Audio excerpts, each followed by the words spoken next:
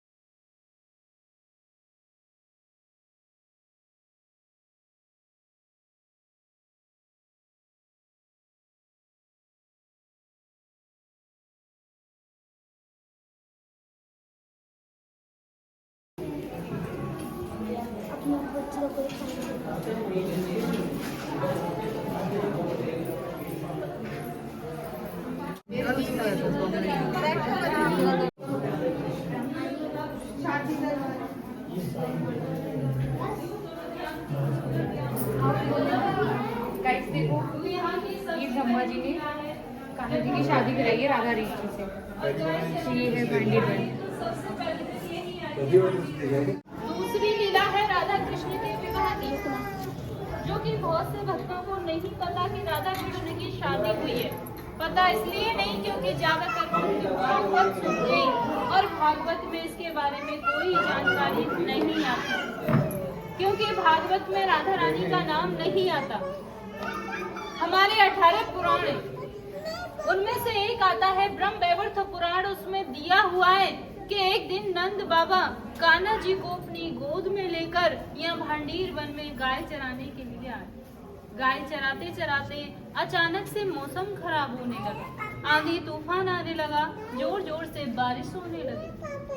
तूफान की वजह से पेड़ की डालियां टूटने लगी। तो नंद बाबा घबरा गए कि मैं अपनी गायों को लेकर कैसे पहुंचूंगा घर, अगर नहीं जाऊंगा तो इस छोटे से बालक का क्या करूं, ऐसे सोच विचार कर रहे हैं।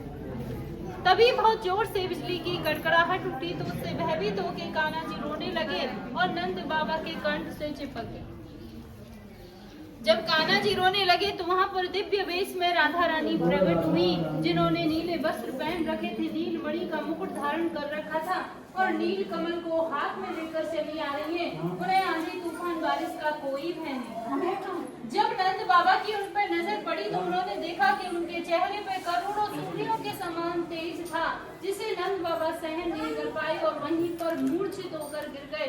तो राधा रानी सोचने लगी कि बाबा मेरे इस तेज को नहीं सह पाए, उस तेज को शांत कर दिए और साधारण वेश में जाकर नंद बाबा के पास खड़ी हो। जब नंद बाबा की मूर्छा जगी तो वह पहचान गए थे कि ये तो स्वयं राधा रानी है। तो उन्होंने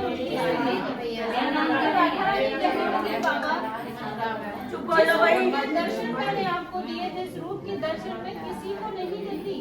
आपकी भक्ति से प्रसन्न होकर मैंने आपको यह वरदान दिया है और यह बात गोपनीय है। तो नंद बाबा कहने लगे कि मुझे तो पहले ही मेरे गुरु गर्ग मुनि ने आप दोनों के बारे में बता दिया था।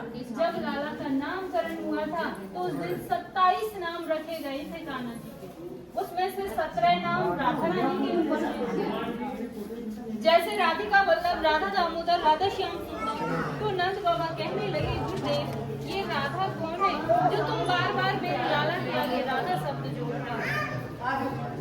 तो उन्होंने बताया कि ये वृषभान की बेटी है, आदि शक्ति है, इसका नाम राधा है। तेरे लाला का विवाह तो राधा के साथ में होगा, उसमें न तू होगा न वृषभान होगा, ये तो केवल देवताओं के मध्य में होगा और भांडीर बन जाएगा।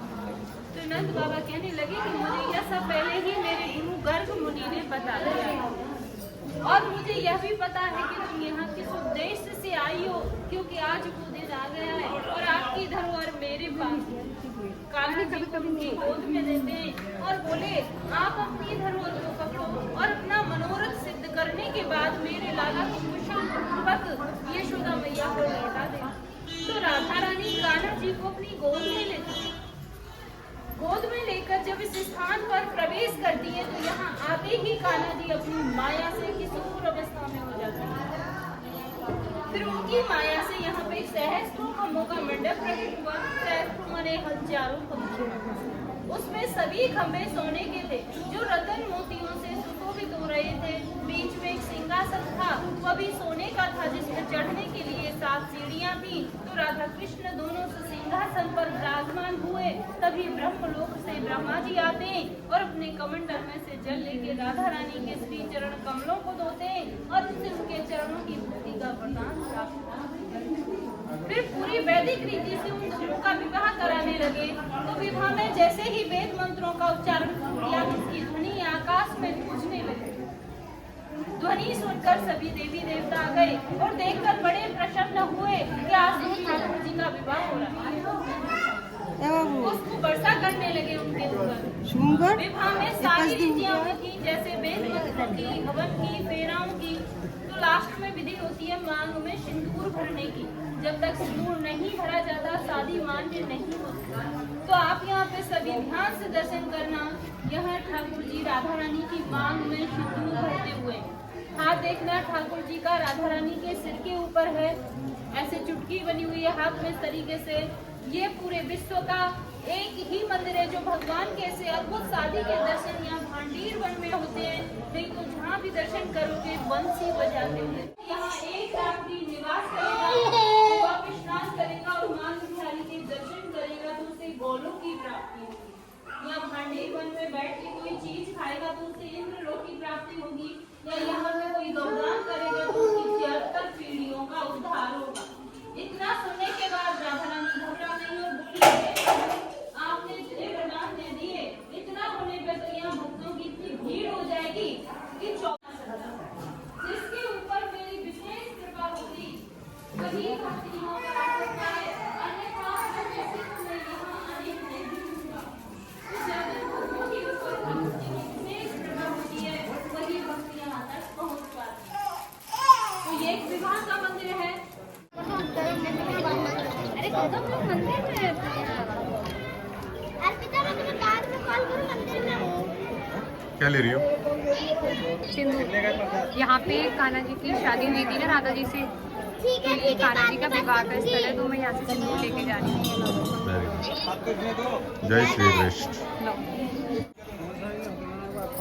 आज मन करके ना छूटा मार लिया, एक पड़का मारा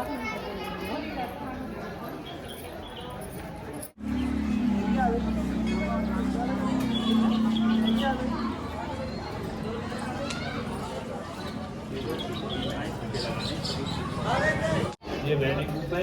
ये कुआ कृष्ण भगवान ने अपनी बंसी से प्रकट किया है। वर्षासुर का वध किया था, एक मछली का रूप धारण करके आया था, वर्षासुर उसका वध किया है। तो बाल बाल बोले आपने गौ हत्या का वध किया है, तो आप सभी तीर्थ स्नान करके आओ। तो भगवान श्री कृष्ण ने सभी तीर्थों को यहाँ बुलाया है। तो आज भी जब सोमवार की अमावस पड़ती है तो उस कुएं का जल सफेद हो जाता है।